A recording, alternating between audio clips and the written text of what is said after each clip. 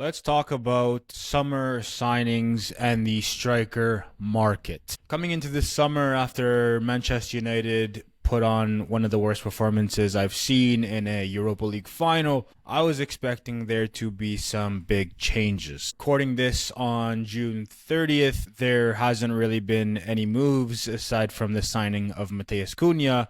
Brian Mbeumo obviously being worked on, the deal is being worked on. But let's talk about the number 9 position. I've made it very clear on my opinion of the number 9s at the club. I don't think Rasmus Højlund is good enough in terms of what Manchester United are trying to achieve. And I think a top club probably has Joshua Zirkzee as a rotation 9, someone who can come in for specific games. I like his profile. I think he's, good at dropping into link play, good at holding the ball up, but in terms of an out-and-out number 9, I think he has a few qualities that leave a lot to be desired. So coming into the summer, we were linked to names like Victor Osimhen, we were linked to names like Victor Gyökeres. In the most recent weeks, we were linked to Hugo Ekitike, and a lot of these links have kind of gone quiet, mostly I would say due to the price points. But there's been a report today apparently that Manchester United, if Rasmus Højlund is to leave in the summer, that Ollie Watkins could be a potential target